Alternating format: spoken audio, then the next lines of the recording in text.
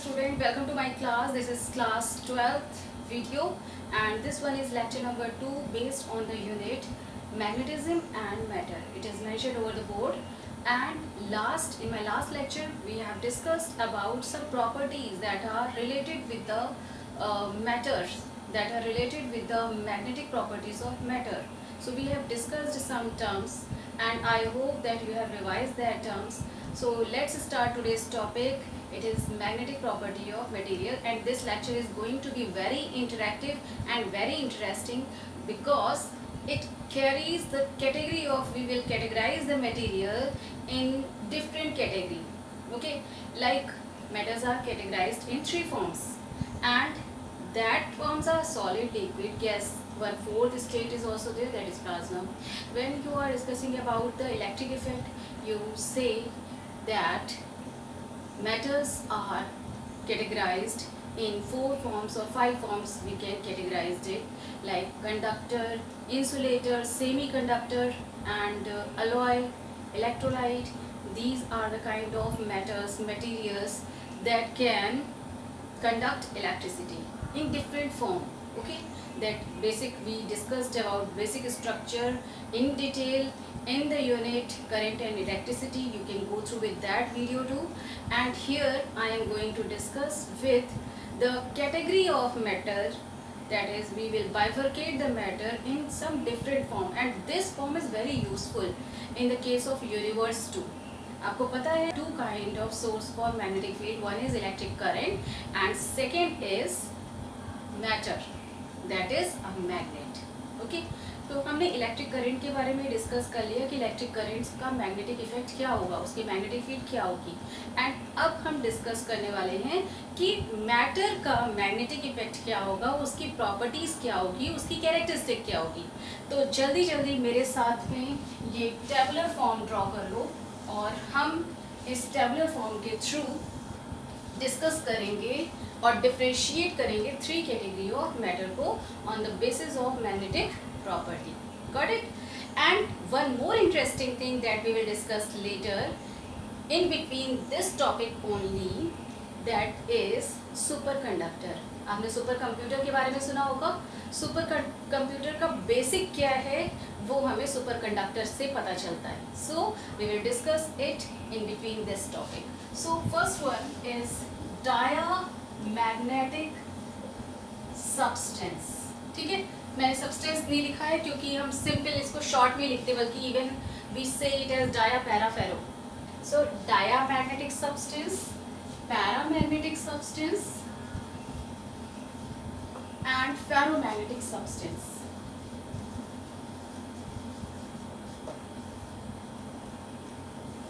Okay, these are the 3 category of substance. Okay, अब इसमें जो डायामैग्नेटिक, पैरामैग्नेटिक, फेरोमैग्नेटिक है, इसके हम मटेरियल स्ट्रक्चर के बारे में अभी बात करने वाले हैं. So you can write the first point as mechanism inside the matter. सबसे पहला पॉइंट, ठीक है. Same here first point, same here first point, we will discuss it. Diamagnetic substance के एग्जाम्पल जनरली जो मेटल्स होते हैं वो होते हैं लाइक, सबसे अच्छा गुड कंडक्टर कौन है? Silver. Silver is the best conductor of electricity. Next one is copper.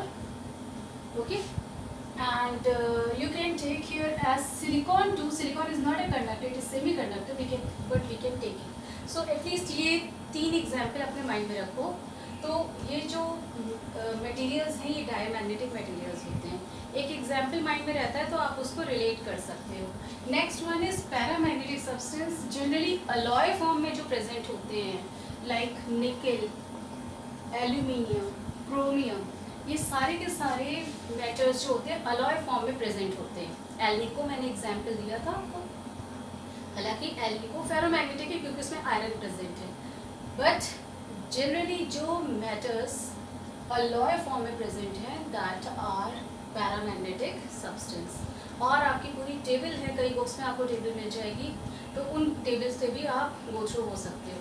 ठीक है, next one is ferromagnetic and I have given the best example here as Fenico and one more example, that is alnico.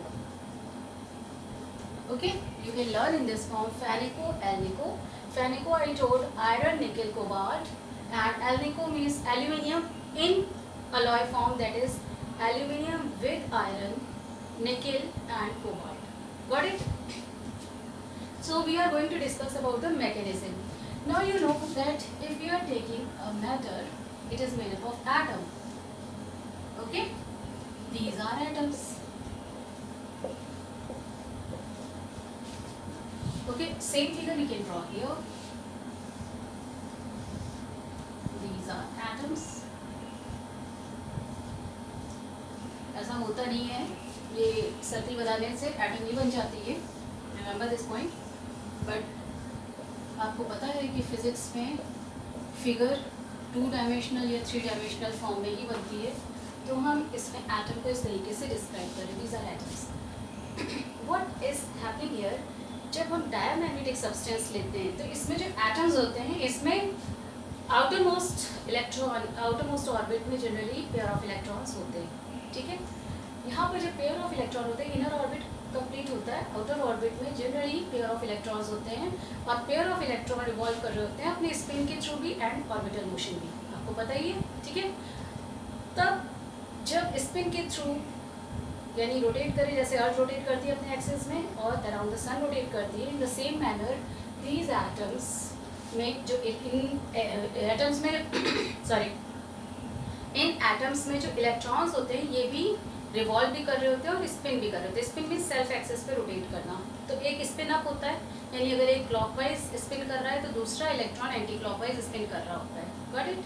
अब ये जो spin motion है, इसकी वजह से इनमें डाइपोल मोमेंट तो होता है, बट वो डाइपोल मोमेंट डबलेट में होता है. दिस वन, एक का डाइपोल मोमेंट अगर ऊपर है तो दूसरे इलेक्ट्रॉन का डाइपोल मोमेंट नीचे आता है. ठीक है, one electron upside, another electron downside. In this manner, each and every atom is having doublet dipole moment. ये सबसे पहले तो आप इसका important point remember कर लेना, that is pair of electrons in outer orbit. ये इसका एक बेसिक फॉर्म है, होता ही है ऐसा. तो पेयर ऑफ इलेक्ट्रॉन में ये जो डॉट्स में बना रही हूँ, दीज आर द इलेक्ट्रॉन्स. एक इलेक्ट्रॉन स्पिन अप कर रहा है, दूसरा स्पिन डाउन कर रहा है. Spin up, spin down, spin up, spin down, spin up, spin down. ठीक है, इस तरीके का कुछ स्ट्रक्चर होता है. तो अब इनिशियली अगर यहाँ पर देखोगे तो डाइपोल मोमेंट हमें निकालना है. ठीक है, डाइपोल मोमेंट होता क्या है, मैंने आपको बताया था कि जब मैंने आपको इलेक्ट्रॉन रिवॉल्यूशन थ्योरी बताई थी, तो ये ऑर्बिट ऑफ इलेक्ट्रॉन है जिसमें इलेक्ट्रॉन ऐसे रिवॉल्व कर रहा है. दिस वन, इस तरीके से अगर इस मैनर में इलेक्ट्रॉन रिवॉल्व कर रहा है तो हम यहाँ पर राइट हैंड थंब रूल लगाते हैं. इलेक्ट्रॉन का डायरेक्शन इस डायरेक्शन में है, दैट मीन्स ये कौन सा हो गया, anti clockwise direction. Anti clockwise direction में अगर हम इलेक्ट्रॉन का मोशन ले रहे हैं तो करंट का मोशन किस डायरेक्शन हो गया, क्लॉकवाइज में. तो क्लॉकवाइज डायरेक्शन में करंट है, rotating fingers and thumb is going inside. ठीक है, आप इलेक्ट्रॉन की डायरेक्शन को नहीं लेते हो, आप किसकी डायरेक्शन को लेते हो, current. So current is opposite two electron. So that means what, कि ये हो गया क्लॉकवाइज डायरेक्शन में current and the thumb is going inside, यानी कि डाइपोल मोमेंट कहाँ है, अंदर है. दूसरा इलेक्ट्रॉन जो रिवॉल्व कर रहा होगा वो ऑपोजिट में. स्पिन का मतलब क्या, ऑपोजिट में रिवॉल्व कर रहा होगा. जब ऑपोजिट में रिवॉल्व कर रहा है तो उसका डाइपोल मोमेंट अप साइड में आएगा, बाहर की साइड आएगा. तो इस तरीके से हर एक एटम में जो डाइपोल मोमेंट है, आप वो देखो तो हर एक एटम का डाइपोल मोमेंट नलीफाई हो जा रहा है ऑपोजिट डायरेक्शन के बेसिस पर. इसका डाइपोल मोमेंट ऊपर है, स्पिन अप है, इसमें स्पिन डाउन है. ठीक है, तो एक का डाइपोल मोमेंट ऊपर की साइड आएगा और दूसरे का डाइपोल मोमेंट नीचे की साइड में आएगा. अगर हम हॉरिजॉन्टल व्यू ले रहे हैं तो एक इलेक्ट्रॉन का डाइपोल मोमेंट इस ऑर्बिटल मोशन के ऊपर है, क्योंकि आपको मैंने बताया था डाइपोल मोमेंट हमेशा क्या होता है, परपेंडिकुलर टू ऑर्बिट, यानी perpendicular to the plane of current.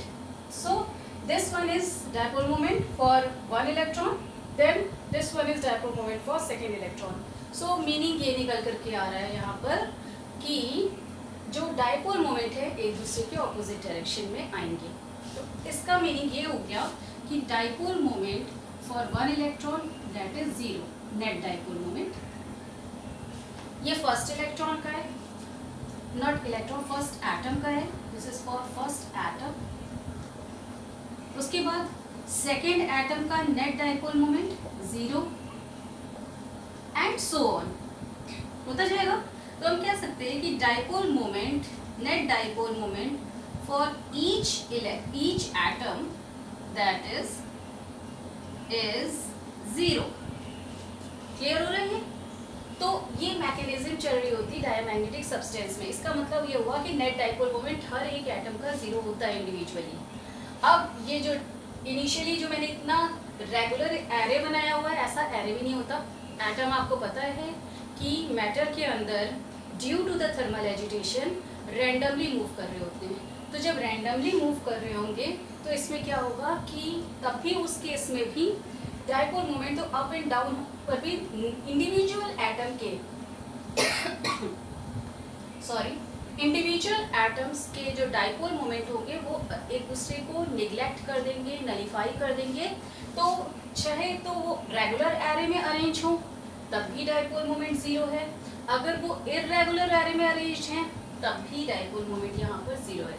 तो इनिशियली जब कोई फील्ड यहाँ पर इस मैटर में अप्लाई नहीं हुई है तो इतना रेगुलर पैटर्न नहीं होता है, और ये रैंडमली इनका डाइपोल मोमेंट को किसी का इस साइड में तो किसी का अपोजिट साइड में, यानी एक ही एटम में क्या होगा कि 2 डाइपोल मोमेंट होंगे जो रैंडम होंगे, रैंडम डायरेक्शंस में होंगे।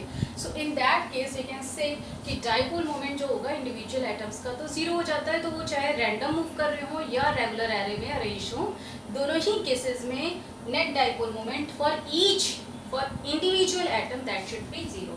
ये ध्यान रखना, ये इंपॉर्टेंट पॉइंट है, इसको नोट डाउन कर लो आप लोग, ठीक है, दिस वन। तो this is the basic mechanism inside the matter in diamagnetic substance. ऐसा हो रहा होता है। क्लियर है ये? अभी इसके बारे में और आगे बात करेंगे जब हम फील्ड अप्लाई करेंगे। अभी ये नो फील्ड इफेक्ट है, this is no applied field. इस केस में भी अप्लाइड फील्ड नहीं है। अब हम आ जाते हैं पैरामैग्नेटिक सब्सटेंस में। सो पैरामैग्नेटिक सब्सटेंस निकल, एल्यूमिनियम, क्रोमियम, ये सारे आ रहे हैं। इसमें ये जो पैरामैग्नेटिक सब्सटेंस रहते हैं इनको मैंने क्या इसको कैटेगराइज ही इस फॉर्म में किया गया है कि यहाँ पर सिंगल स्पिन इलेक्ट्रॉन मिलते हैं आउटर ऑर्बिट में, यानी एक इलेक्ट्रॉन ऐसा होता है जो कि सिंगल होता है। Like the case of aluminium अगर हम लेते हैं तो एल्यूमिनियम 13 होता है, तो आउटर मोस्ट शेल में हो गए 3 इलेक्ट्रॉन्स।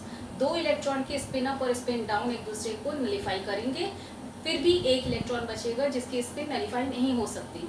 सो यहाँ पर जो एटम है उसकी ओवरऑल स्पिन उस आउटर मोस्ट सिंगल इलेक्ट्रॉन के बेसिस पर आती है, तो ये स्पिन हो जाती है सपोज दिस वन। स्पिन के बेसिस पर ही डाइपोल मोमेंट आएगा। तो डाइपोल मोमेंट जो आ रहा है एक इलेक्ट्रॉन का, फर्स्ट इलेक्ट्रॉन का, that is not equal to 0। Got it? यहाँ पर देखो फर्स्ट एटम का जो नेट डाइपोल मोमेंट है वो 0 है, क्योंकि 2 इलेक्ट्रॉन्स हैं उसमें, पेयर ऑफ इलेक्ट्रॉन्स होते हैं, तो वो नेट डाइपोल मोमेंट को 0 कर देते हैं। Opposite spin that means opposite dipole moment. Opposite dipole moment यानी एक दूसरे को नलिफाई करेंगे, क्योंकि इलेक्ट्रॉन की स्पिन, मोशन, स्पीड, रेडियस सब सेम है, एवरीथिंग इज सेम। तो ऑब्वियसली डाइपोल मोमेंट जो होगा वो 0 हो जाएगा। ठीक है, यहाँ पर हर एक एटम का इंडिविजुअल डाइपोल मोमेंट देखेंगे तो इट विल नॉट बी 0, क्योंकि सिंगल स्पिन आ रही है, एक स्पिन ये आई।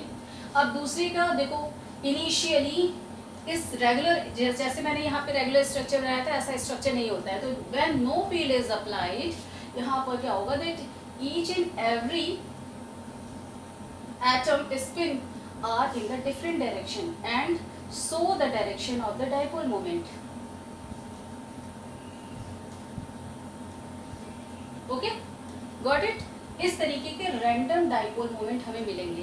तो एक एटम का डाइपोल मोमेंट तो 0 नहीं है for first atom, it is sure thing. यहाँ पर 0 था, यहाँ 0 नहीं है। सेकेंड एटम का भी देखेंगे, so it is not equal to 0 and so on.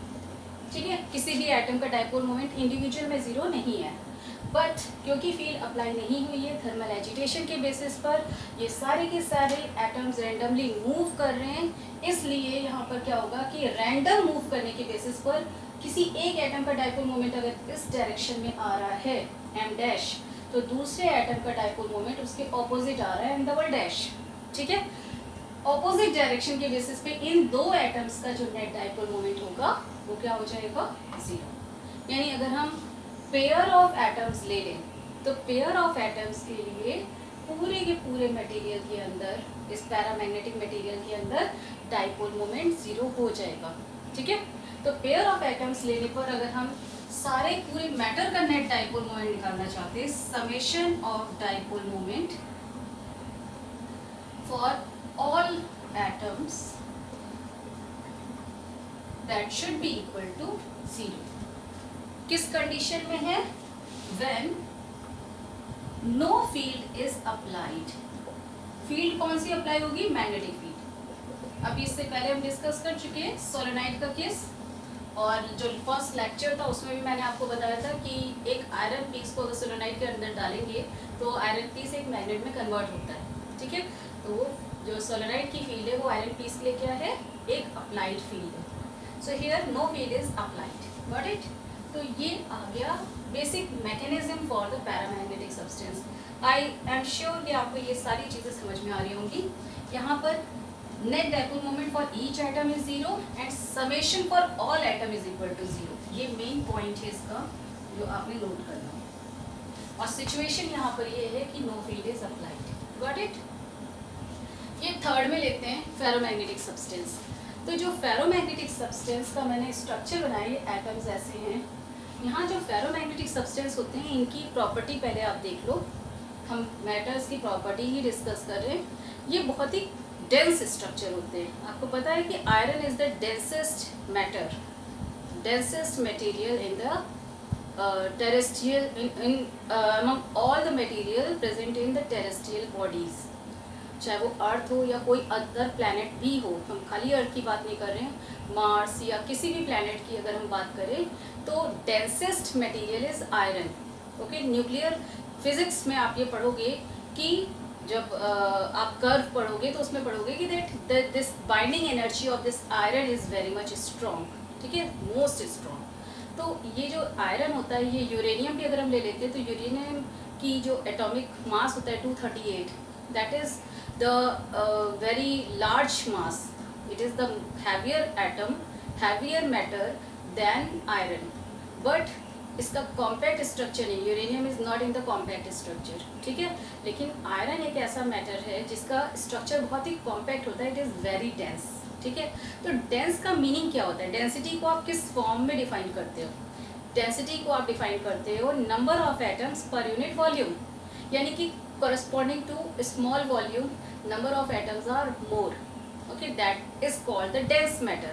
तो यहाँ पर ये जो एटम्स मैंने दिखाए हैं, ये atoms in materials, diamagnetic material और पैरामैग्नेटिक मटेरियल के कंपैरिजन में इसमें मटेरियल बहुत ही कॉम्पैक्ट होते हैं, बहुत ही means you can say they are very close by to each other, बहुत पास पास में एक दूसरे के हैं।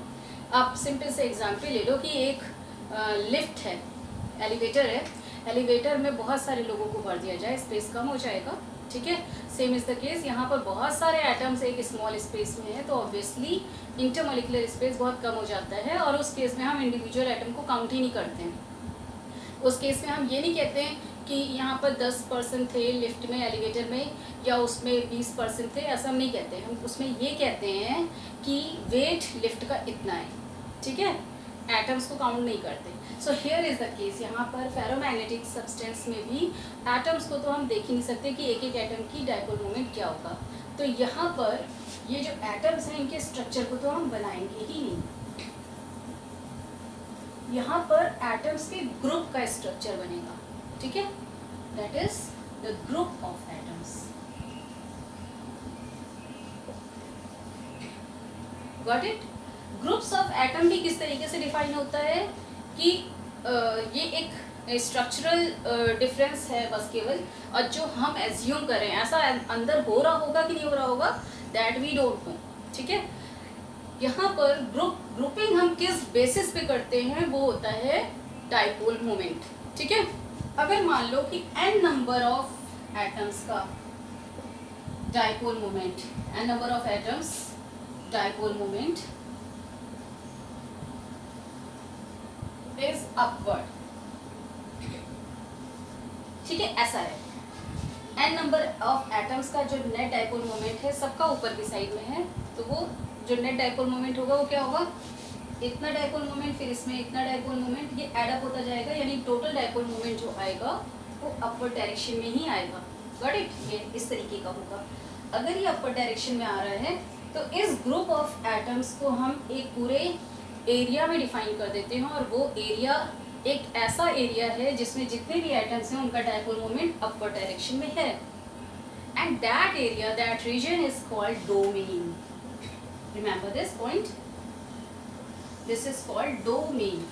ठीक है, तो ये डोमेन्स बनाते हैं। अब डोमेन्स हम यहाँ स्ट्रक्चर में कैसे बनाते हैं, इस तरीके से। ये एक डोमेन है जिसमें मैंने सारी लाइंस ऊपर की साइड बनाई है, डायरेक्शन भी लाइन का हम बना सकते हैं। ये लाइंस हैं, इनका डायरेक्शन सबका ऊपर की साइड है।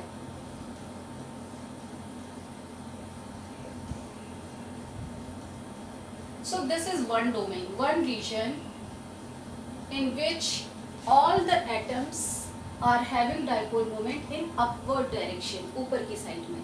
ठीक है, and now we are taking this domain here, all the dipole moment are in left side।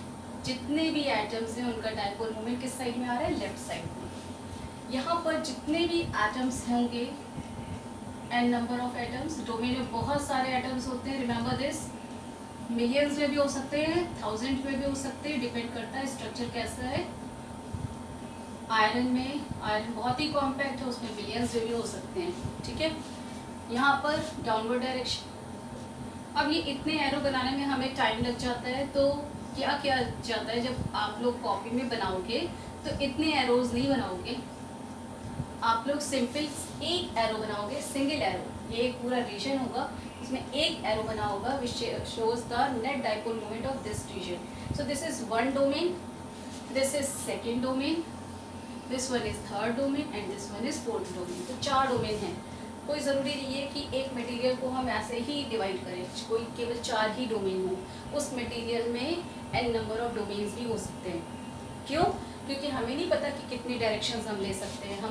मैंने तो अभी केवल 4 डायरेक्शन लिए, अप डाउन लेफ्ट राइट। ये अप डाउन लेफ्ट राइट, ये 4 ही डायरेक्शन लिए, इसलिए 4 डोमेन्स बनाए। अगर n नंबर्स ऑफ डायरेक्शंस होते, इस डायरेक्शन में होता तो, इस डायरेक्शन में होता तो, ठीक है।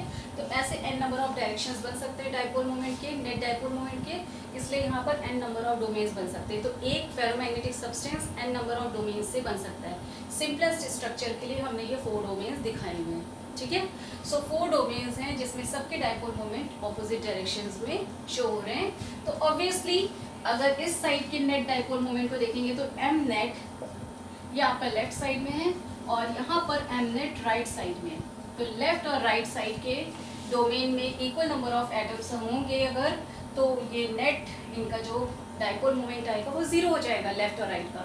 उसी तरीके से अप डाइपोल मोमेंट और डाउन डाइपोल मोमेंट एक दूसरे को नलीफाई कर सकते हैं। ठीक है, तो जो डोमेन्स में जब हम नंबर ऑफ एटम्स को डिवाइड कर रहे होते हैं, जनरली ऐसा केस लिया जाता है कि उसमें इक्वल नंबर ऑफ एटम्स होते हैं। ठीक है, इक्वल होंगे तभी वो एक दूसरे के इफेक्ट को नलीफाई करेंगे in the absence of applied field. तो यहाँ पर मैटर के अंदर का स्ट्रक्चर इस तरीके का होता है। ये थोड़ा सा आपके लिए डिफरेंट है structure as compare to other two. ये जो डाई और पैरा बनाया इसके कंपेरिजन में देखो तो फेरो का डिफरेंट मटेरियल स्ट्रक्चर है, बट थीम ओवरऑल ये निकल के आ रही है कि यहाँ पर हम एटम्स को डिस्कस कर रहे थे, यहाँ पर हम डोमेन को डिस्कस करेंगे। डोमेन क्या होता है आप इसको नोट कर लो। Domains are the regions having each electron, every electron in the same spin direction। ठीक है, हर एक इलेक्ट्रॉन की स्पिन सेम डायरेक्शन में होगी। तो इस तरीके से क्या हो जाएगा, जितना भी डाइपोल मोमेंट आएगा वो सेम डायरेक्शन में आएगा। सो that is the definition of domain. होते क्या है डोमेन, ये आपको पता चल गया। डोमेन्स में n नंबर ऑफ एटम्स होते हैं। वो n नंबर ऑफ एटम्स हम इसलिए लेते हैं क्योंकि ये एक कॉम्पैक्ट स्ट्रक्चर होता है, हम इंडिविजुअल एटम्स को नहीं ले सकते। Got it? So this is the overall phenomena.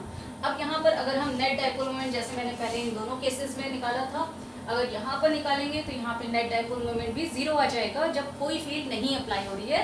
In the absence of field, यहाँ पे देख लो नो फील्ड लिखा हुआ है, ये दोनों तीनों के केस में है। फर्स्ट केस में नो फील्ड इज अप्लाइड, तो यहाँ पर हर एक एटम के लिए, अगर आप हर एक मटेरियल के लिए देखोगे तो नेट डाइपोल मोमेंट इस केस में भी जीरो आ जाएगा। So we can write it summation of dipole moment that is equal to 0 for all, क्या लिखेंगे, not atoms, यहाँ पे हमने atoms के लिए लिखा था for all atoms, here we will write for all domains, यहाँ पर atoms की तो हम बात ही नहीं कर रहे, ठीक है। तो ये आपका ओवरऑल कॉन्फ़िगरेशन निकल करके आ रहा है किसके लिए, फेरोमैग्नेटिक सब्सटेंस के लिए। ये जब भी हम फेरोमैग्नेटिक सब्सटेंस को कैटेगराइज करेंगे तो उसके डोमेन को हम इस तरीके से करेंगे that each domain carries suppose 10,000 atoms, यानी हम जो डोमेन्स डिवाइड कर रहे हैं वो इक्वल नंबर ऑफ एटम्स के लिए डिवाइड करते हैं, गॉट इट, जिसमें हर एक एटम का डाइपोल मोमेंट सेम डायरेक्शन में। तो डाइपोल मोमेंट का टॉपिक पढ़ लेना, अगर कंफ्यूजन है तो उसको अच्छे से देख लेना, प्रीवियस वीडियो का मैं लिंक दे दूंगी, उसमें से चेक कर लेना व्हाट इज डाइपोल मोमेंट और उसकी पूरी थ्योरी। और एक और टॉपिक आप लोग पढ़ लेना, रिवाइज कर लेना इस टॉपिक को अंडरस्टैंड करने के लिए, वो है आपका रिवॉल्यूशन ऑफ इलेक्ट्रॉन, जिसमें मैंने गायरोमैग्नेटिक रेशियो और आपको बताया था वन मोर बोर मैग्नेटॉन, ठीक है।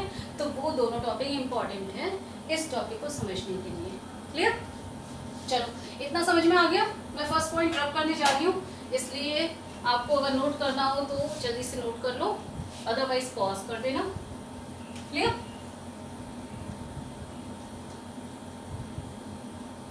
ओके,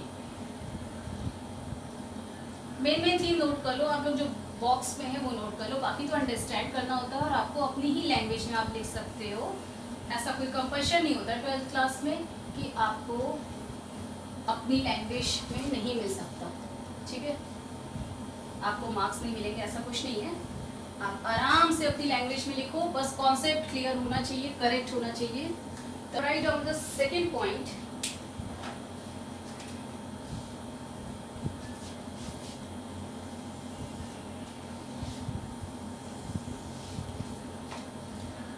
तो अगर आपसे डिफरेंस पूछा जाए तो आप डिफरेंस भी साथ ही साथ नोट कर लो। फर्स्ट पॉइंट में मैंने एटलीस्ट 2 डिफरेंस बता दिए।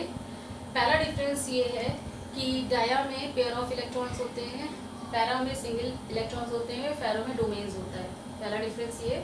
दूसरा डिफरेंस ये है कि डाइपोल मोमेंट इंडिविजुअल एटम के लिए 0 हो जाता है, यहाँ पर dipole moment for all the atoms 0 हो जाता है, यहाँ पे dipole moment for all the domains 0 होता है। ये डिफरेंस ही है क्योंकि हम डिफरेंट वे में इसको बता रहे हैं। So that are the differences between these materials, got it.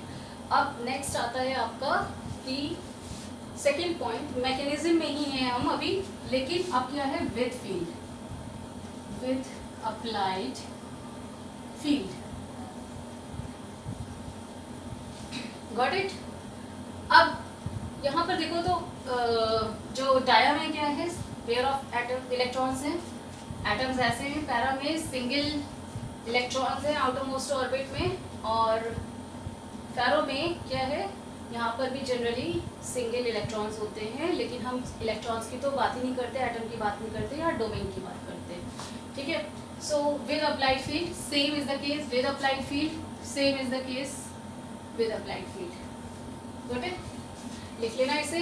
अब अप्लाई फील्ड जब अप्लाई हो जाएगी तब क्या होगा,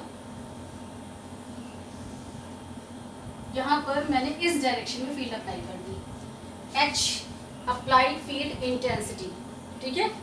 जो टर्म्स मैंने पहले बताए थे अपने लेक्चर नंबर 1 में, उसको चेक करो, उसको देख लो, उसका भी लिंक मैं दे दूंगी। H क्या होता है, I क्या होता है, इंटेंसिटी ऑफ मैग्नेटाइजेशन, और आपका डाइपोल मोमेंट, ये सारे के सारे टर्म्स इंपॉर्टेंट हैं, इसको नोट डाउन करते जाओ और इसको रिवाइज करते जाओ, ठीक है।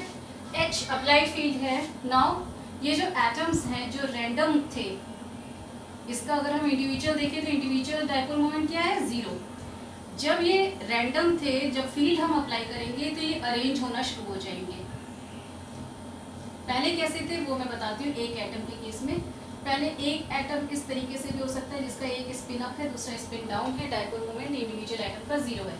अब ये जब फील्ड अप्लाई हो जाएगी तो ये एटम अपने आप को रोटेट करके इस तरीके से अरेंज करेगा कि जो डाइपोल मोमेंट इसका आ रहा है वो फील्ड के डायरेक्शन में या उसके ऑपोजिट डायरेक्शन में अरेंज हो जाए। समझ रहे हो? तो यहाँ पर क्या होगा कि ये एटम और इसमें ये डाइपोल मोमेंट किस तरीके से होगा, जो स्पिन अप है जिसकी, ये दो एटम्स हैं इसमें, एक की स्पिन अप है तो स्पिन अप बढ़ जाएगी और स्पिन डाउन कम हो जाएगी। क्लियर है? फील्ड किस डायरेक्शन में, अपवर्ड डायरेक्शन में। तो ऊपर वाले जो एटम जो ऊपर की डायरेक्शन में स्पिन अप कर रहा था, ऊपर का मतलब ये नहीं होता है स्पिन अप और स्पिन डाउन हम इस तरीके से शो करते हैं, केमिस्ट्री में भी ऐसे ही शो होता है, ठीक है। ऊपर और नीचे का मतलब होता है एक अगर क्लॉकवाइज है तो दूसरा एंटी क्लॉकवाइज है, ये रोटेशन है। Got it? सो यहाँ पर अगर ये इलेक्ट्रॉन क्या कर रहा है कि ये क्लॉकवाइज रोटेट हो रहा था और ये एंटी क्लॉकवाइज रोटेट हो रहा है, तो एंटी क्लॉकवाइज रोटेशन क्योंकि फील्ड के डायरेक्शन में आ रहा है, इसलिए इसका रोटेशन वेलोसिटी बढ़ जाएगी। क्लियर है? फील्ड की सपोर्ट के बेसिस पर। और जो ऑपोजिट यानी जो एंटी क्लॉकवाइज था उसकी स्पीड कम हो जाएगी। तो इस वे में यहाँ पर एटम्स की स्पीड इंक्रीज या डिक्रीज हो जाती है। कोरस्पॉन्डिंग डाइपोल मोमेंट भी चेंज होगा। क्यों चेंज होगा? आपने पढ़ा है कि डाइपोल मोमेंट जो होता है वो किन किन फैक्टर्स पे डिपेंड करता है। एल पर आपका मैं फिर से रिवॉल्यूशन ऑफ इलेक्ट्रॉन का ये टॉपिक बता देती हूँ। Mu by L is equal to e by 2m and L is what, L is equal to m v r. Velocity पे डिपेंडेंट है, तो वेलोसिटी इंक्रीज या डिक्रीज होगी तो एल वेरी करेगा, एल वेरी करेगा तो डाइपोल मोमेंट वेरी करेगा। मेरे वीडियो लिंक में देख लेना। अब यहाँ पर इस तरीके से सभी एटम का डाइपोल मोमेंट चेंज हो जाएगा। ये डाइपोल मोमेंट को भी शो कर रहा है। यहाँ पर ये डाइपोल मोमेंट अप है, यहाँ पर dipole moment down, dipole moment up down up down. Up dipole moment increase हो गया, डाउन डाइपोल मोमेंट डिक्रीज कर गया। इस तरीके का स्ट्रक्चर आएगा। बाकी एटम्स में भी ऐसा आएगा। पर ऐसा स्ट्रक्चर होने का मीनिंग क्या हुआ? एक जो डाइपोल मोमेंट है ऊपर की साइड इंक्रीज हो गया, नीचे की साइड डिक्रीज हो गया है, तो ये रोटेशन हो रहा है।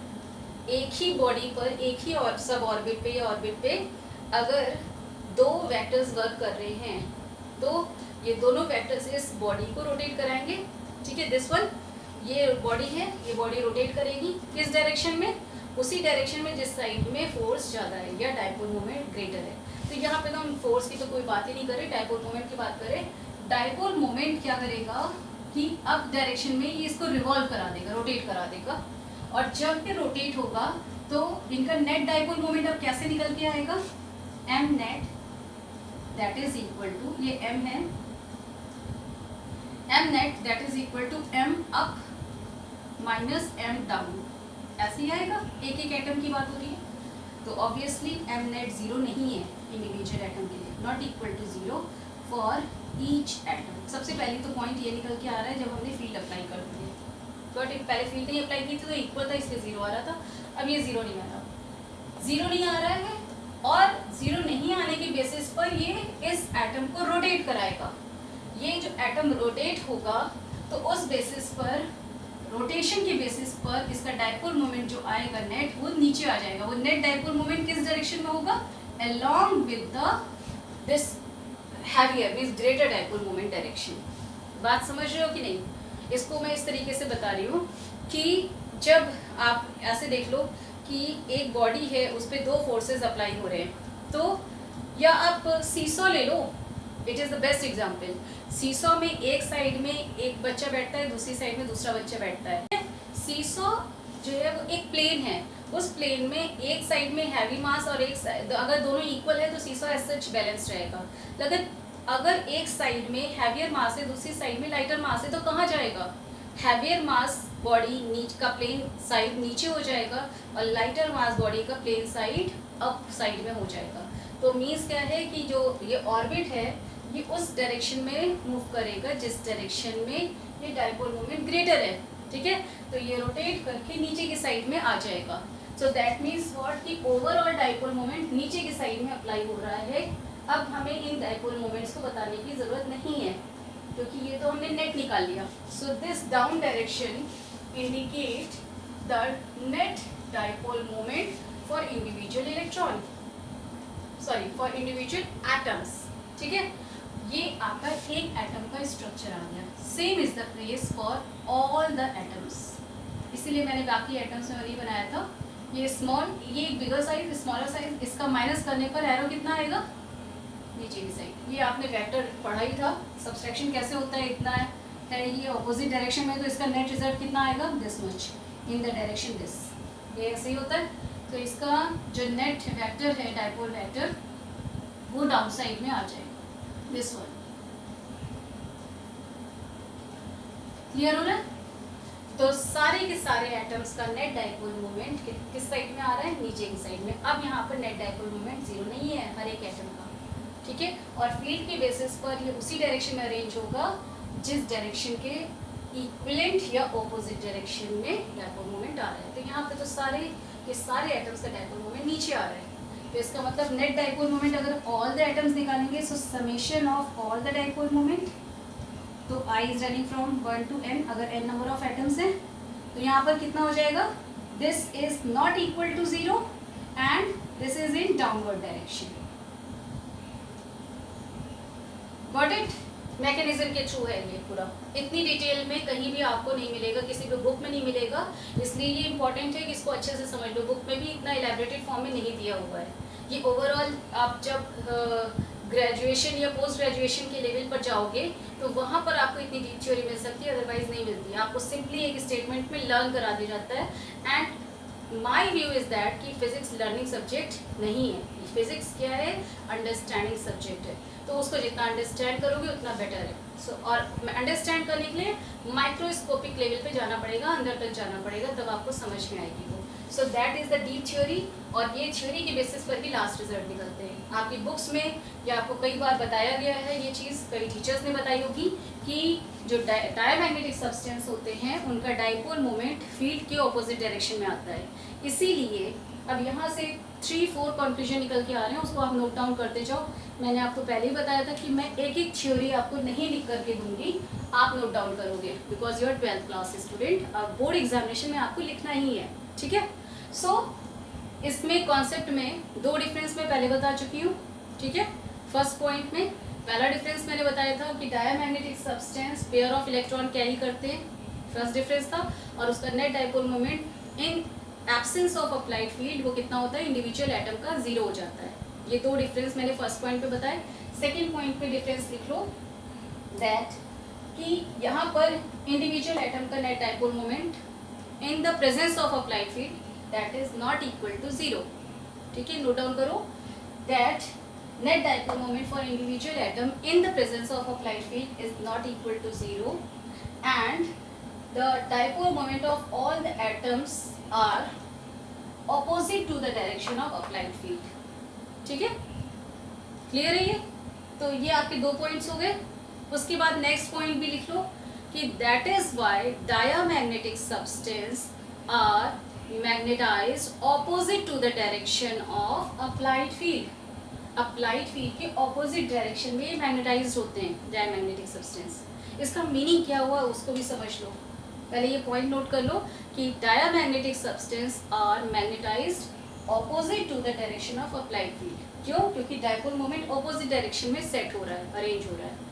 यहाँ पर इसका डिफरेंस ये है कि अगर हम ये, मैं इस पॉइंट पे नहीं है, ये फेरोमैग्नेटिक का नहीं है, ये नॉर्थ पोल है, ये साउथ पोल है, इसके बीच में एक डिश मैंने रखी, इस डिश में मैंने एक डायमैग्नेटिक सब्सटेंस रख दिया, ठीक है। ये नॉर्मली ऐसे था पहले। अब जब फील्ड अप्लाई हो जाएगी तो फील्ड का डायरेक्शन क्या है, इस डायरेक्शन में है, तो ये फील्ड के ऑपोजिट डायरेक्शन में मूव करता है डायमैग्नेटिक, यानी इस डायरेक्शन में मूव कर जाएगा। क्यों? क्योंकि इसके सारे के सारे डाइपोल मोमेंट ऑपोजिट डायरेक्शन में आ रहे थे, ये ऑपोजिट डायरेक्शन में मूव करेगा, ये अगर लिक्विड फॉर्म में होगा या पाउडर फॉर्म में होगा, ठीक है। दूसरा एग्जाम्पल हम इस तरीके से लेते हैं डायमैग्नेटिक सब्सटेंस का, कि जो डायमैग्नेटिक सब्सटेंस है जो कि फील्ड के ऑपोजिट डायरेक्शन में मैग्नेटाइज्ड हो रहे हैं, तो ये अगर एक मैग्नेट सब्सटेंस था, डायमैग्नेटिक सब्सटेंस है ये,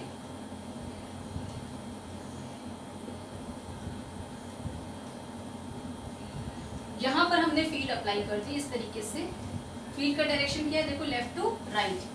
तो लेफ्ट टू राइट का मतलब है कि नॉर्थ इधर होगा और साउथ इधर होगा, जो भी अप्लाइड फील्ड है, ठीक है, तभी तो लेफ्ट टू राइट आ रहा है।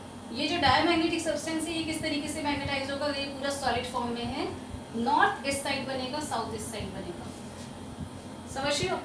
फील्ड कैसे निकलेगी, इस साइड निकलेगी, नॉर्थ टू साउथ, इधर जा रही होगी, opposite to the applied field, तो ये मैग्नेटाइज्ड होगा लेकिन opposite to the applied field होगा. So that is the main important characteristic of the diamagnetic substance, that diamagnetic substance magnetized but opposite to the direction of applied field.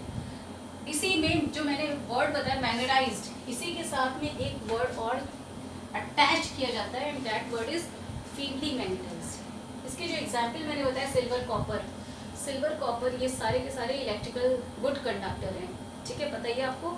लेकिन ये बहुत अच्छे magnetic material नहीं है.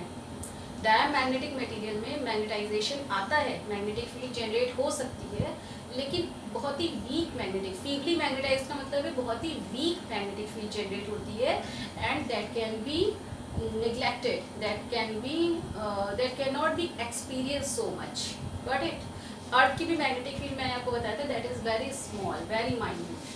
तो यहाँ पर diamagnetic substance are feebly magnetized opposite to the direction of applied field. Important point, very important, ठीक है. डायमैग्नेटिक सब्सटेंस आर फीबली यानी वीकली मैग्नेटाइज्ड ऑपोजिट, बहुत इंपॉर्टेंट पॉइंट है, opposite to the direction of applied field. Got it? तो ये जो black से मैंने लिखा है ये इंपॉर्टेंट पॉइंट है, इसको नोट डाउन कर लो. इसमें मैंने आपको 3 पॉइंट बता दिए कि इंडिविजुअल एटम का डाइपोल मोमेंट 0 नहीं होता है in the presence of applied field. Net dipole moment opposite to the applied field आता है डायरेक्शन में. And third point is that is why the diamagnetic substance are feebly magnetized opposite to the direction of applied field. क्यों opposite हो रहे हैं? क्योंकि इसका जो नेट डाइपोल मोमेंट है ऑपोजिट डायरेक्शन में आ रहा है, ठीक है. सो ये 3 पॉइंट सेकेंड पॉइंट से निकल के आ रहे हैं under the mechanism of this diamagnetic substance. अब आ जाते हैं पैरामैग्नेटिक में, सॉरी पैरामैग्नेटिक में विद अप्लाइड फील्ड. तो पैरामैग्नेटिक वो सब्सटेंस है जिसमें सिंगल पेयर ऑफ इलेक्ट्रॉन होते हैं. फील्ड को हमने इस डायरेक्शन में अप्लाई किया. ये जो रैंडमली मूव कर रहे थे, पहले एटम कैसे थे? थर्मल एजिटेशन की बेसिस पे रैंडमली मूव कर रहे थे इस तरीके से.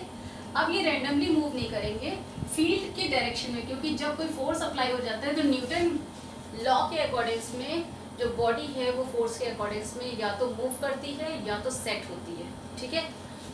इसीलिए स्कूल बहुत रिक्वायर्ड है. Because I am a teacher, I relate everything with the school और विद चिल्ड्रेन. तो यहाँ पर क्या होता है कि स्कूल में भी आप देखो कि जब तक कोई ऊपर से इंस्ट्रक्शन नहीं मिलती, फोर्स नहीं मिलता, टीचर हो या प्रिंसिपल हो या कोऑर्डिनेटर हो, कोई भी हो, जब तक ऊपर से फोर्स नहीं मिलता, बच्चे जो होते हैं सेल्फ ड्राइवन नहीं होते. हाँ, कुछ बच्चे होते हैं, मैं ये नहीं कहती, बहुत सारे ऐसे बच्चे भी होते हैं, कई स्कूल्स में होते हैं ऐसे बच्चे आप मिल जाएंगे जो कि सेल्फ ड्राइवन होते हैं, जिनको टीचर गाइडेंस की तरह तो उनको लेना होता है, बट उनको ऐसा नहीं है कि उनको पढ़ने के लिए या बैठाने के लिए टीचर्स की रिक्वायरमेंट हो, ठीक है. वो सेल्फ ड्राइवन होते हैं, बस उनको नॉलेज लेने के लिए teacher as a guide definitely required होता है, ठीक है. सो हियर पैरामैग्नेटिक सब्सटेंस में ये सारे के सारे एटम पहले तो इधर उधर भाग रहे थे, लेकिन जब फील्ड अप्लाई की गई तो ये एटम्स ने क्या किया, क्योंकि फील्ड का फोर्स अप्लाई हो रहा है, मैग्नेटिक फोर्स अप्लाई होगा, तो ये atom according to field set हो जाएंगे. क्योंकि इसमें सिंगल डाइपोल मोमेंट था, तो ये रोटेशन वाला तो कोई केस नहीं आएगा. जैसे डायमैग्नेटिक में रोटेट कर रहे थे, 2 डाइपोल मोमेंट आ रहे थे एक एटम में, यहाँ पर एक एटम में सिंगल डाइपोल मोमेंट है because of single electron. Outer orbit में मैंने एल्यूमिनियम का एग्जाम्पल अभी लिया था, तो एक इलेक्ट्रॉन है, एक स्पिन है, एक डाइपोल मोमेंट है, तो वो फील्ड की डायरेक्शन में सेट हो जाएगा, ठीक है. These are the dipole moment इस प्लेन के परपेंडिकुलर, ओके. सो इस प्लेन के परपेंडिकुलर जब सेट हो गया तो नेट डाइपोल मोमेंट क्या हो जाएगा, M net, M I running from 1 to n. किसकी बात हो रही है? नंबर ऑफ एटम्स की. आई क्या है? Indicating number of atoms, okay. तो नंबर ऑफ एटम्स जो होंगे वो कितने हो जाएंगे? 0 तो नहीं होंगे, पहले 0 हो जा रहे थे ये सारे एटम्स के लिए, अब ये 0 नहीं होंगे. और इनका डायरेक्शन क्या होगा? क्योंकि डाइपोल मोमेंट वेक्टर क्वांटिटी है, तो direction is along with the field direction. along with H. Got it? तो मीन्स इसको कैसे निकाल सकते हैं, कैसे कह सकते हैं, इसके जो 2 पॉइंट डायमैग्नेटिक में बताए, 3 पॉइंट डायमैग्नेटिक में बताए थे, यहाँ पर भी कि इंडिविजुअल एटम का डाइपोल मोमेंट 0 नहीं हो रहा है, जो पहले भी था फर्स्ट पॉइंट में भी, लेकिन जो यहाँ पर सम ऑफ द डाइपोल मोमेंट है वो भी 0 नहीं है because of the presence of applied field. पहले के फर्स्ट पॉइंट में पैरामैग्नेटिक में क्या बताया था कि नेट डाइपोल मोमेंट 0 हो जा रहा था, लेकिन अब फील्ड अप्लाई होने की वजह से नेट डाइपोल मोमेंट 0 नहीं हो रहा है and that dipole moment are set in the direction of field. So conclusion क्या निकल के आ रहा है, this is the third point here. तीसरा पॉइंट जो डायमैग्नेटिक में मैंने बताया था, यहाँ पर क्या है, the paramagnetic substance are magnetized, paramagnetic substance are magnetized feebly, यहाँ पर भी feebly है, small magnetized होते हैं, ठीक है, feebly in the direction of applied field।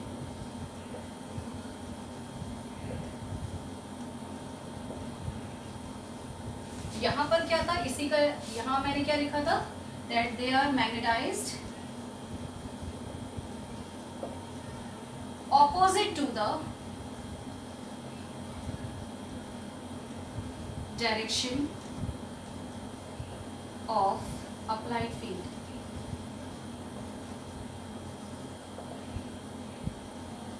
ये किसकी बात हो रही है, डाया की, ठीक है, और इसमें भी फीबली है, they are feebly magnetized.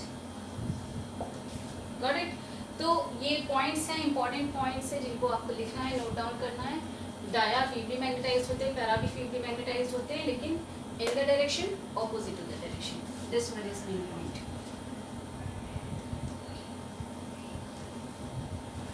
Opposite and in, okay. Now चलो फेरोमैग्नेटिक में आ जाते हैं। फेरोमैग्नेटिक सब्सटेंस इंपॉर्टेंट है, अभी ये हिस्टैरिसिस में पढ़ाऊंगी, आगे हिस्टैरिसिस में भी थ्योरी बहुत काम आने वाली है, ठीक है। फेरोमैग्नेटिक की ही होगी वो।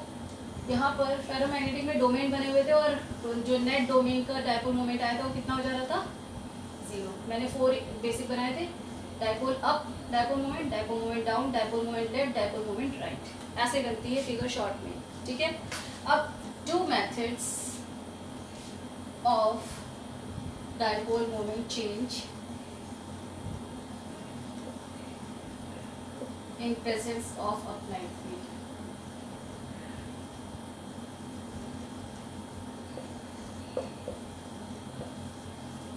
ठीक है, 2 मेथड्स होते हैं।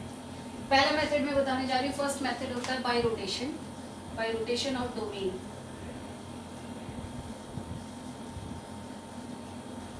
एंड सेकेंड मेथड होता है बाय डिस्प्लेसमेंट।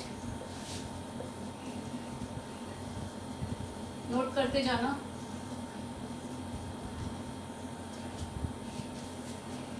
देखो मैंने यहाँ पर 4 डोमेन्स बनाए हुए हैं। फील्ड अप्लाई की, जैसे इन सब में अप्लाई की थी वैसे ही अप्लाई कर दी। H फील्ड अप्लाई हुई है। ये फील्ड अप्लाई होने का मतलब क्या है, इस डायरेक्शन में, मतलब नीचे एक नॉर्थ पोल रखा हुआ, ऊपर साउथ पोल रखा हुआ है। कोई भी मैग्नेट यू शेप का ले सकते हैं, या 2 डिफरेंट मैग्नेट लेकर के, एक नीचे उसका नॉर्थ पोल रख दिया एक मैग्नेट का, ऊपर दूसरे मैग्नेट का साउथ पोल। तो यहाँ पर जो फील्ड अप्लाई होगी वो किस तरीके से है कि जब फील्ड अप्लाई हुई है तो इस फील्ड के डायरेक्शन में जो डाइपोल मोमेंट है वो स्ट्रॉन्ग हो जाएगा। अगर हम फर्स्ट मेथड की बात करते हैं बाय रोटेशन, तो क्योंकि यहाँ पे पेयर रोटेशन कब होता है, जब 2 या 2 से ज़्यादा डाइपोल मोमेंट होते हैं। तो डाया के केस में देखो ऐसा ही था ना कि एक एटम में 2 डाइपोल मोमेंट थे, तो रोटेशन हो रहा था। वही यहाँ पर है कि एक डोमेन में एक डाइपोल मोमेंट है, तो अगर हम 2 डोमेन को कलेक्ट करें या 2 से ज़्यादा डोमेन को कलेक्ट करें तो ये 4 है, 4 में रोटेशन मेथड अप्लाई हो सकता है, ठीक है। तो bye rotation of the domain कैसे होगा कि ये डोमेन यहाँ पर जो हर एक एटम का डोमेन इस डायरेक्शन में है, वो डाइपोल मोमेंट इस डायरेक्शन में है, ऐसे। तो ये जो हर एक एटम का डाइपोल मोमेंट है ये अपने आप को फील्ड के डायरेक्शन में सेट करेगा, यानी अब ये ऐसे रोटेट करेंगे एटम्स और इनका डाइपोल मोमेंट इस साइड में होने लगेगा, ठीक है, रोटेशन के बेसिस पर। Got it? तो ये डोमेन्स हर, क्योंकि एटम का डाइपोल मोमेंट चेंज हो रहा है तो इस डोमेन का नेट डाइपोल मोमेंट भी चेंज हो जाएगा, ठीक है, ये इस डायरेक्शन में अरेंज हो जाएगा। तो ये इस डायरेक्शन में अरेंज हो गया। उसके बाद ये वाला सारे एटम्स डायपोल मोमेंट इस डायरेक्शन में अरेंज हो जाएंगे, ये इस डायरेक्शन में और ये इस डायरेक्शन में, यानी डायपोल मोमेंट रोटेट कर रहे हैं हर एक डोमेन के। इस डायपोल मोमेंट का ये डायरेक्शन शो कर रहा है कि इस डोमेन में जितने भी एटम्स हैं उन सब का डायपोल मोमेंट इस डायरेक्शन में है। एक डोमेन में दो डिफरेंट डायरेक्शन डायपोल मोमेंट नहीं पॉसिबल है, ठीक है। तो इस डोमेन के जितने भी एटम्स हैं वो इसी डायरेक्शन में मूव कर रहे हैं। अब ये रोटेशन हो गया, क्योंकि फील्ड इस डायरेक्शन में रोटेट होने वाली थी, अप्लाइड फील्ड, तो ये जो डोमेन्स हैं ये भी रोटेशन के थ्रू अपने आप को फील्ड की डायरेक्शन में सेट कर दिया इन्होंने। And the net dipole moment is what, anti clockwise, ठीक है। तो यहाँ पर डायपोल मोमेंट की वैल्यू 0 नहीं है, वो कितनी आ जाएगी जब हम वेक्टर एडिशन करेंगे, because dipole moment is a vector quantity, तो यहाँ पर नेट डायपोल मोमेंट 0 नहीं आएगा। I is running from 1 to n, यहाँ पे I है क्या, it is number of domains, remember this. ये एटम की बात नहीं हो रही है, नंबर ऑफ डोमेन्स की बात हो रही है। केवल 4 डोमेन्स नहीं होते, बहुत सारे डोमेन्स हो सकते हैं। यहाँ पर n नंबर ऑफ एटम्स की बात हो रही थी पैरामैग्नेटिक में, यहाँ पर n नंबर ऑफ डोमेन्स की बात हो रही है। तो यहाँ पर this is not equal to 0, ठीक है, ये 0 नहीं होगा, जबकि विदाउट फील्ड क्या था, 0 हो गया था। तो ये तो रोटेशन मेथड है। डिस्प्लेसमेंट मेथड क्या होता है, अरेंजमेंट, इनिशियल अरेंजमेंट कैसा था जब फील्ड ही अप्लाई हुई थी, अप डाउन राइट, ये लेफ्ट, ठीक है, ऐसे ही था। जब फील्ड अप्लाई की गई तो जो फील्ड की डायरेक्शन में डोमेन था, यानी वो एटम्स स्ट्रॉन्गर होते जाएंगे। यहाँ पर उन एटम्स का डायपोल मोमेंट स्ट्रॉन्ग होगा, बढ़ेगा, ये बढ़ेगा, इंक्रीज होगा। कैसे बढ़ रहा होगा, क्योंकि ये जो डोमेन है इसकी रेंज ये है, इसकी पैरामीटर ये है, जो इसके साथ वाले ये रेंज होगी ना, यहाँ पर जितने एटम्स होंगे जिनका डायपोल मोमेंट इस डायरेक्शन में था, ये ट्विस्ट करेंगे, ये किस डायरेक्शन में आ जाएंगे, ऊपर डायरेक्शन में, क्योंकि फील्ड स्ट्रॉन्ग है। स्ट्रॉन्ग फील्ड अप्लाई करने पर क्या होगा, अंदर के एटम अपने आप को इसी डोमेन में अरेंज कर देंगे जिस डोमेन में डायपोल मोमेंट फील्ड के डायरेक्शन में आ रहा है, ठीक है। तो अब ये जो डोमेन की रेंज है ये बढ़ने लगी, ये वाला जो डोमेन कम एरिया का था, अब ये एरिया बढ़ने लगा, इस डोमेन का एरिया बाकी डोमेन के कंपैरिजन में बढ़ गया, ऐसे हो गया, ठीक है। बाकी डोमेन छोटे हो गए और ये डोमेन बढ़ गया। क्यों बढ़ गया, क्योंकि इसका डायपोल मोमेंट, इसका जो m था वो फील्ड के डायरेक्शन में आ रहा था, तो जो इसके पेरीमीटर एरिया के पास वाले एटम्स थे उनके डायपोल मोमेंट, जो एटम्स छोटे छोटे से थे उनके डायपोल मोमेंट फील्ड के डायरेक्शन में सेट होने लगेंगे। तो वो एटम्स अब इस डोमेन में नहीं रहेंगे, उनका डोमेन क्या बन जाएगा, ऊपर वाला। तो अगर ये डोमेन बन गया तो ऑब्वियसली कि नंबर ऑफ एटम्स बढ़ने लगे, एरिया बढ़ने लगा, तो ये इस डोमेन का जो एरिया होगा वो बढ़ने लगेगा। क्लियर है। अब हमें इस केस में अगर नेट डायपोल मोमेंट निकालना है तो नेट डायपोल मोमेंट कैसे निकलेगा, m net that is equal to m1, ये सपोज m1 है, m2, m3, m4, 4 dipole moment ले रहे हैं, m1, m2, m3, m4। तो m1 का डायरेक्शन अगर पॉजिटिव लिया है तो m3 का डायरेक्शन क्या हो जाएगा, माइनस में, ये माइनस हो गया।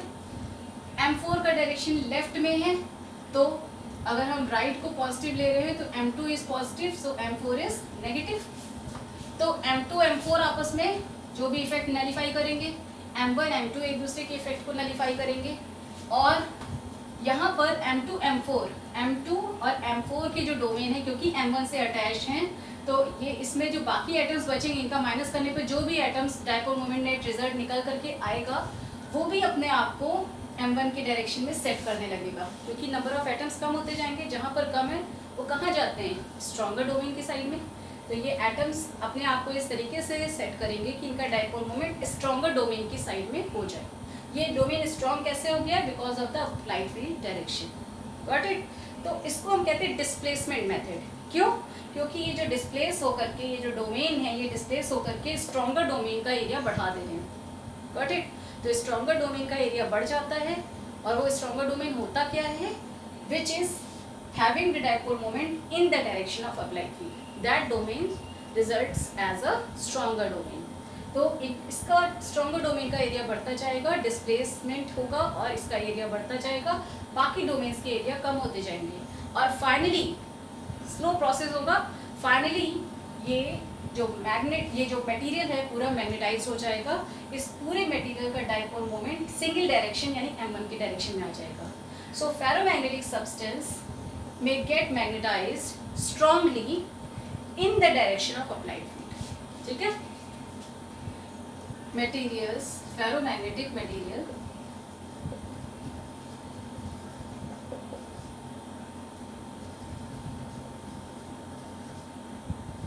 are magnetized strongly in the direction of applied field. ठीक है. ये 3 पॉइंट्स इसमें से मेन निकल कर के आ रहे हैं. ये आपको जो मैंने ब्लैक से पूरा लिख दिया है यहाँ पर, वैसे मैं लिखती नहीं हूँ बट मैंने यहाँ पे इसीलिए लिखा है क्योंकि ये बहुत इंपॉर्टेंट पॉइंट है. तो आप देख लो, paramagnetic substance are feebly magnetized in the direction of applied field and ferro strongly magnetized. ये स्ट्रांगली मैग्नेटाइज्ड हो जाते हैं, यानी ये एक मैग्नेट में कन्वर्ट हो जाते हैं और स्ट्रॉन्ग मैग्नेट बनते हैं as compare to paramagnetic substance. Aluminium is not a good magnet. Nickel, chromium ये सब अच्छे मैग्नेट नहीं है, फीबली मैग्नेटाइज होते हैं, बहुत कम मैग्नेटाइज होते हैं. जबकि फेरो स्ट्रांगली मैग्नेटाइज हो जाता है. क्यों? क्योंकि इसमें डोमेन नंबर ऑफ एटम्स ज़्यादा हैं, तो ऑब्वियसली इसका डाइपोल मोमेंट भी जो नेट निकल के आएगा that will be very much of larger value. Greater value है, इसका मतलब मैग्नेटाइज स्ट्रॉन्ग होती है. तो एक आयरन पीस आपको पता ही है कि उसको मैग्नेट में कन्वर्ट करना स्लो प्रोसेस है, बट मैग्नेट में कन्वर्ट करते हैं तो वो स्ट्रॉन्ग मैग्नेट बन जाता है. ठीक है. इसी में आगे हम पढ़ेंगे परमानेंट मैग्नेट एंड इलेक्ट्रोमैग्नेट. ठीक है. 2 तरीके के मैग्नेट होते हैं. अभी ये फेरोमैग्नेटिक की प्रॉपर्टी बहुत यूज़ हो रही है, इसलिए इसकी थियोरी को अच्छे से समझना. मैंने आपको बताया कि डोमेन यहाँ जो फील्ड अप्लाई हो जाती है तो डोमेन डिस्प्लेसमेंट के 2 मेथड्स होते हैं. One is the displacement method and second is the rotation method. These are important. तो आप यहाँ पर इसको पॉइंट्स में भी लग सकते हैं इसकी प्रॉपर्टी में कि domains under the effect of applied field they get magnetized by 2 methods. First method is the rotation method, second is the displacement method. Rotation में क्या हो रहा है, डोमेन के जो डाइपोल मोमेंट्स हैं वो एक रोटेशन फॉर्म में अरेंज हो जाते हैं, एक साइकिल फॉर्म में अरेंज हो जाते हैं. And in the case of displacement method the domain which is stronger, which is having dipole moment in the direction of applied field become dominating, increases its domain, that means region, as compared to other region or other domains. Got it? तो ये बाकी domains भी धीरे धीरे करके इसी direction में set हो जाते हैं. थोड़ा स्लो प्रोसेस होगा बट मैग्नेटाइज होते हैं. एक आयरन पीस को मैग्नेटाइज करने के लिए आपको एक फील्ड अप्लाई करनी है, या तो आप उसे इलेक्ट्रिकल जो स्ट्रक्चर्स होते हैं लाइक सोलिडाइट के अंदर डाल सकते हो उस आयरन पीस को, टोराइड के अंदर डाल सकते हो, एक रेक्टेंगुलर क्वाइट के अंदर डाल सकते हो, तो वो आयरन पीस मैग्नेटाइज्ड होने लगेगा. ठीक है. उसमें मैग्नेटिक इफेक्ट आने लगता है. और आयरन पीस को मैग्नेटाइज करने के लिए आप एक मैग्नेट का भी यूज़ कर सकते हो. अगर वो स्ट्रॉन्ग मैग्नेट है तो स्ट्रॉन्ग मैग्नेट अपनी मैग्नेटिज्म से एक आयरन पीस को मैग्नेट में कन्वर्ट कर देता है. ठीक है. So I hope these points are very clear to you and I am very sure that you have written these points in the tabular form in your note copy. Okay, these are very important. अब इनमें से paramagnetic और ferromagnetic को अभी हम discuss करेंगे, लेकिन उससे पहले हमारा कॉन्सेप्ट डाया के बारे में आने वाला है. Diamagnetic substance as a superconductor. मैंने आपको बोला था सुपर कंडक्टर के बारे में, अब हम वो डिस्कस करने वाले. So diamagnetic substance as a superconductor हम पढ़ने जा रहे हैं. तो सुपर कंडक्टर जो कुछ डायमैग्नेटिक सब्सटेंस ऐसे होते हैं जो सुपर कंडक्टर होते हैं, बहुत ही रेयर होते हैं. They are not found in very abundance in the earth, but या there are some materials that are very good diamagnetic substance, very perfect diamagnetic substance, and that acts as a superconductor. जो super computer है, super computer क्यों हम कहते हैं, because it's conductivity is high. अब conductivity का relation और resistivity का रिलेशन आप पढ़ चुके हो कंडक्टर्स के केस में, तो उसको थोड़ा सा यहाँ पे यूज़ करना है. आपने पढ़ा रेजिस्टिविटी मेटल्स के लिए rho is equal to rho naught 1 plus alpha delta T, यानी सिंपल हम ये कह सकते हैं rho increases with increasing temperature. जब टेम्परेचर बढ़ता है तो जो मेटल्स होते हैं उनकी रेजिस्टिविटी बढ़ती है, यानी कि क्या हो जाएगा, कंडक्टिविटी कम हो जाएगी। Conductivity is opposite to resistivity. Temperature के बढ़ने से कंडक्टिविटी कम होती जाती है, होता है ना, ऐसे ही हो रहा होता है। टेम्परेचर बढ़ेगा, कंडक्टिविटी कम होगी क्योंकि रेजिस्टिविटी बढ़ रही है। क्लियर है ये? अच्छा, डायामैग्नेटिक सब्सटेंस ज़्यादातर आपने देखे थे, they are very good conductor, like silver, मैंने आपको बताया था सिल्वर, कॉपर, या बहुत अच्छे कंडक्टर है। Silver is the best conductor, ये आपको बताइए। तो इन्हीं कंडक्टर्स में से कुछ ऐसे मेटल्स हैं जिनको हम अगर देखें तो टेम्परेचर, ये इम्पैक्ट आ रहा है कि टेम्परेचर की बढ़ने पर कंडक्टिविटी कम होती है, तो टेम्परेचर के कम होने पर कंडक्टिविटी बढ़ेगी। मैथमेटिकल प्रोसेस, टेम्परेचर कम करते जाएंगे तो कंडक्टिविटी बढ़ती जाएगी। This is conductivity. Reciprocal of resistivity, sigma is equal to 1/ρ। पूरा करंट इलेक्ट्रिसिटी आप पढ़ चुके हो, वो नहीं देखा है तो वीडियो लिंक में देख लेना, मैं आपको दे दूंगी लिंक। तो कंडक्टिविटी इंक्रीज होगी जब टेम्परेचर कम होता जाएगा। तो 0 डिग्री टेम्परेचर तक की कूलिंग और उससे नीचे की भी कूलिंग, अगर हम बहुत कूल कर देते हैं टेम्परेचर, यानी बहुत लो कर देते हैं टेम्परेचर, तो उस कंडीशन में जो कंडक्टिविटी इतनी राइज अप कर जाती है, सारे मटेरियल्स में नहीं होती है।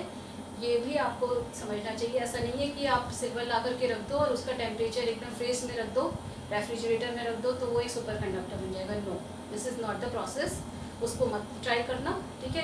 कुछ ऐसा हार्मफुल नहीं है लेकिन उसका कोई बेनिफिट नहीं है।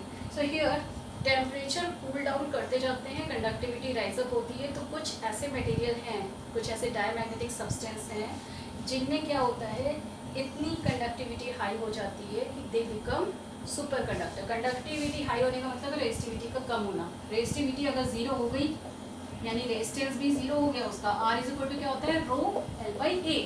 तो रेजिस्टिविटी 0 यानी रेजिस्टेंस 0। वैसे रेजिस्टिविटी कुछ ना कुछ होती है अपनी हर एक मटेरियल में, लेकिन टेम्परेचर के लो करने पर वो रेजिस्टिविटी कम होती जाएगी because of the increase in conductivity.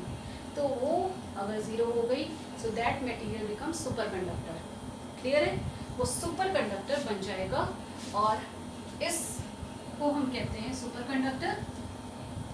इनकी प्रॉपर्टी क्या होती है वो भी मैं बताती हूँ। सुपर कंडक्टर जो मटेरियल्स होते हैं दे एक्सपेल्ड मैग्नेटिक फील्ड, यानी अगर आप एक मैग्नेट रखो NS, ठीक है, नॉर्थ एंड साउथ पोल, और यहाँ पर एक सुपर कंडक्टर लेकर के आओ, ये है डायामैग्नेटिक सब्सटेंस,